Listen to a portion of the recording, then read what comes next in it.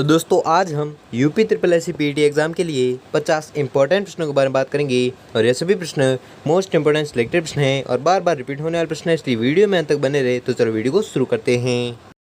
तो आपका पहला सवाल है कि क्षेत्रफल के आधार पर विश्व में भारत का कौन सा स्थान है।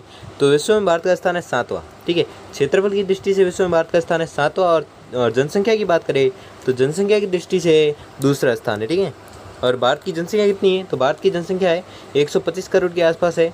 और क्षेत्रफल की बात करें तो भारत का क्षेत्रफल है लगभग 32.88 लाख वर्ग किलोमीटर।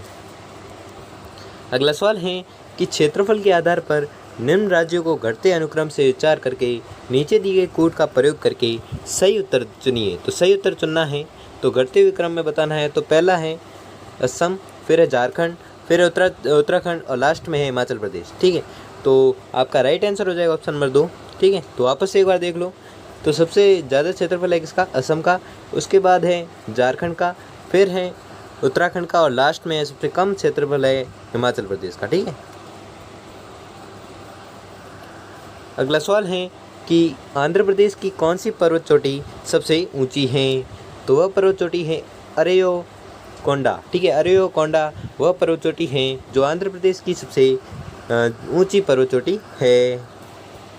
अगला सवाल है कि स्थल का वह भाग जो 3 तरफ से जल से घिरा है और उसे क्या कहते हैं, तो उसे कहते हैं प्रायद्वीप। ठीक है, अगर पूछे एग्जाम में कि प्रायद्वीप किसे कहते हैं तो आपको याद रखना है वह कहते हैं स्थल का वह भाग जो तीनों तरफ से घिरा हो उसे क्या कहते हैं, प्रायद्वीप। और भारत भी एक प्रकार का प्रायद्वीपीय देश है। ठीक है, तो इसका संकेत है कि भारत एक प्रायद्वीप देश है और जिसके पूर्व में बंगाल की खाड़ी, पश्चिम में अरब सागर तथा दक्षिण में हिंद महासागर है। अगला सवाल है कि भारत कौन से गोलार्ध में स्थित है। तो भारत स्थित है उत्तरी व पूर्वी गोलार्ध में स्थित है। कौन, भारत। अगला सवाल है कि भारत के लगभग मध्य में होकर गुजरने वाली अक्षांश रेखा है। तो वह रेखा है कर्क रेखा। ठीक है, कर्क रेखा वह रेखा है जो भारत को 2 भागों में बांटती है और मध्य से होकर गुजरने वाली रेखा है कौन सी, कर्क रेखा। अगला सवाल है कि पाक जल संधि किन देशों के बीच स्थित है। तो वह देश है भारत एवं श्रीलंका। ठीक है, भारत एवं श्रीलंका के बीच कौन सी जल संधि है, तो वह जल संधि है पाक जल संधि। किन देशों के बीच, भारत और श्रीलंका के बीच। अगला सवाल है कि क्षेत्रफल की दृष्टि से भारत का सबसे बड़ा राज्य कौन सा है। तो भारत का सबसे बड़ा राज्य है राजस्थान। ठीक है, राजस्थान जो है क्षेत्रफल की दृष्टि से भारत का सबसे बड़ा राज्य माना जाता है। अगला सवाल है कि हिमालय के सबसे दक्षिणी भाग को क्या कहते हैं। तो यह कहते हैं शिवालिक। ठीक है, अगर पूछे एग्जाम में कि शिवालिक किसे कहते हैं तो शिवालिक कहते हैं हिमालय के सबसे दक्षिणी भाग को शिवालिक कहते हैं। अगला सवाल है कि भारत की सबसे पुरानी पर्वत श्रृंखला कौन सी है। तो भारत की सबसे पुरानी पर्वत श्रृंखला है अरावली। ठीक है, अरावली जो है वह भारत की सबसे पुरानी पर्वत श्रृंखला मानी जाती है। अगला सवाल है कि माना व नीति दर्रे किस श्रेणी में स्थित हैं। तो माना व नीति दर्रे स्थित हैं अपने कुमायूं हिमालय में। ठीक है, कुमायूं हिमालय श्रेणी में स्थित है कौन सी दर्रे, माना व नीति दर्रे।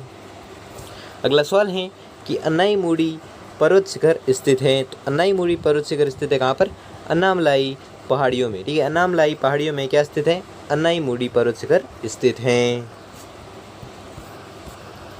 अगला सवाल है कि निम्नलिखित जिलों में से किस एक में पूर्वी घाटों का शीर्षतम बिंदु अवस्थित है। तो आपको याद रखना है वह जिला है विशाखापट्टनम। ठीक है, विशाखापट्टनम जिले में क्या स्थित है, पूर्वी घाटों का शीर्षतम बिंदु अवस्थित है कहाँ पर, विशाखापट्टनम में। अगला सवाल है कि प्रसिद्ध कश्मीर की घाटी स्थित है। तो प्रसिद्ध कश्मीर की घाटी स्थित है कहाँ पर, महान हिमालय और पीर पंजाल श्रेणी के बीच। महान हिमालय और पीर पंजाल श्रेणी के बीच क्या स्थित है, कश्मीर की घाटी स्थित है। अगला सवाल है कि निम्न में से कौन सा एक पर्वत नहीं है। तो वह है गरसोपा पर्वत, गरसोपा। ठीक, गरसोपा जो है वह एक प्रकार का पर्वत नहीं है। बाकी महाबलेश्वर, कालूसुबी और साल्हेर ये तीनों है जो पर्वत है, लेकिन गरसोपा जो है पर्वत नहीं है, इसलिए आपका राइट आंसर हो जाएगा ऑप्शन नंबर 4। अगला सवाल है कि भारत की वास्तविक प्राचीनतम मोड़दार पर्वत श्रेणी है। तो वह है अरावली। ठीक है, अरावली जो पर्वत श्रेणी है वो भारत की वास्तविक प्राचीनतम मोड़दार पर्वत श्रेणी है कौन सी, अरावली। अगला सवाल है कि महादेव पहाड़ियाँ अभिन्न अंग है, तो किसका अभिन्न अंग है? तो यह है सतपुड़ा का। ठीक है, सतपुड़ा का अभिन्न अंग कौन है? तो महादेव पहाड़ियाँ हैं। अगला सवाल है कि निम्न में से कौन से दो पर्वत लगभग समांतर है? तो वह पर्वत है विंध्याचल और सतपुड़ा। ठीक है, विंध्याचल और सतपुड़ा दो प्रकार के वह पर्वत है जो समांतर है। ठीक है, कौन से? विंध्याचल और सतपुड़ा। अगला सवाल है कि पाम्बन द्वीप स्थित है, तो पाम्बन द्वीप स्थित है कहाँ पर? भारत और श्रीलंका के बीच। ठीक है, भारत और श्रीलंका के बीच कौन सी द्वीप स्थित है? तो आपको याद रखना है वह द्वीप है पाम्बन द्वीप। अगला सवाल है कि धूपगढ़ चोटी स्थित है, तो धूपगढ़ चोटी स्थित है कहाँ पर? सतपुड़ा रेंज में। ठीक है, सतपुड़ा रेंज में कौन सी चोटी स्थित है? तो आपको याद रखना है वह चोटी है धूपगढ़ चोटी। अगला सवाल है कि भारतवर्ष का सर्वोच्च पर्वत शिखर कौन सा है? तो वह है गॉडविन आस्टीन। ये वेरी मोस्ट इंपॉर्टेंट क्वेश्चन है। ठीक है, तो आपको याद रखना है कि भारत का सर्वोच्च पर्वत शिखर कौन सा है? तो आपको याद रखना है वह है गॉडविन आस्टीन।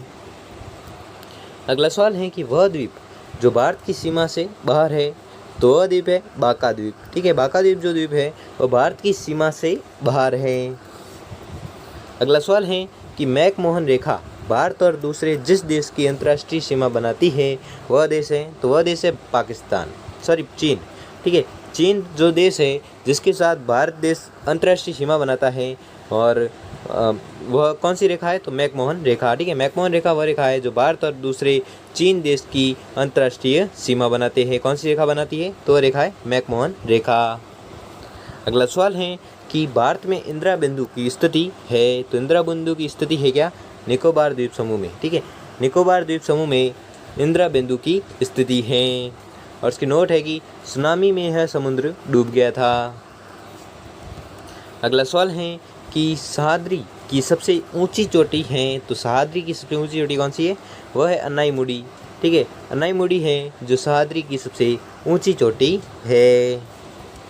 अगला सवाल है कि जम्मू श्रीनगर राजमार्ग पर जवाहर सुरंग अवस्थित है, तो कहाँ पर स्थित है? तो पीर पंजाल श्रेणी में। ठीक है, पीर पंजाल श्रेणी में जम्मू श्रीनगर राजमार्ग पर जवाहर सुरंग है जो अवस्थित हैं। ठीक है, किस श्रेणी में? तो पीर पंजाल श्रेणी में अवस्थित हैं। अगला सवाल है कि 9 डिग्री चैनल अवस्थित हैं, तो आपको याद रखना है यह अवस्थित है कवारती तथा मिनिकाय के बीच। ठीक है, कवारती और मिनिकाय के बीच क्या है? 9 डिग्री चैनल अवस्थित हैं। अगला सवाल है कि झेलम नदी के किनारे बसा हुआ नगर है, तो झेलम नदी के किनारे बसा हुआ नगर कौन सा है? वह नगर है श्रीनगर। ठीक है, श्रीनगर जो नगर है वह झेलम नदी के किनारे बसा हुआ है। कौन सा नगर? श्रीनगर। अगला सवाल है, इसको जूम आउट कर देते हैं। ठीक है, अगला सवाल है कि निम्नलिखित को सुमेलित कीजिए, तो सुमेलित करना है। ठीक है, तो भारत के उत्तर में है, तो भारत के उत्तर में क्या है? तो भारत के उत्तर में हिमालय के ऊंचे शिखर हैं। भारत के दक्षिण में क्या है? तो भारत के दक्षिण में हिंद महासागर। भारत के पूर्व में क्या है? तो भारत के पूर्व में क्या है? बंगाल की खाड़ी। और भारत के पश्चिम में क्या है? तो भारत के पश्चिम में अरब सागर। इसलिए आपका राइट आंसर हो जाएगा ऑप्शन नंबर 2। ठीक है, ऑप्शन नंबर 2 आपका है राइट आंसर हो जाएगा। वापस से देख लो कि भारत के उत्तर में है क्या? हिमालय के ऊंचे शिखर हैं। और भारत के दक्षिण में क्या है? तो भारत के दक्षिण में है हिंद महासागर। और भारत के पूर्व में क्या है? तो भारत के पूर्व में है बंगाल की खाड़ी। और भारत के पश्चिम में क्या है? तो भारत के पश्चिम है अरब सागर। अगला सवाल है, और ये आज का अंतिम सवाल है कि दिसंबर 2019 में देश में राज्यों एवं केंद्र शासित प्रदेशों की केंद्र शासित क्षेत्रों की संख्या हो गई है क्रमशः कितनी? तो 28 एवं 8। ठीक है, 28 जो है वो देश के राज्यों की संख्या है, और जो केंद्र शासित प्रदेशों की संख्या होगी 8। ठीक है, तो आपको याद रखना है। ठीक है, तो दोस्तों आपको वीडियो कैसा लगा हम कमेंट बॉक्स कमेंट करके जरूर बताएं। अगर वीडियो अच्छा लगा तो वीडियो लाइक, और चैनल पर नए हो तो चैनल को सब्सक्राइब कर लीजिए और बेल आइकन को प्रेस कर लीजिए, जिससे कि वीडियो की नोटिफिकेशन जो आपको मिलती रहेगी। और अगर आपको इसका PDF चाहिए तो PDF आपको टेलीग्राम चैनल पर मिल जाएगा, और टेलीग्राम चैनल का नाम है पोंआर स्टडी पॉइंट। जैसे ही आप सर्च करोगे तो आपको PDF मिल जाएगा, और वहाँ से आप डाउनलोड कर सकते हो। धन्यवाद।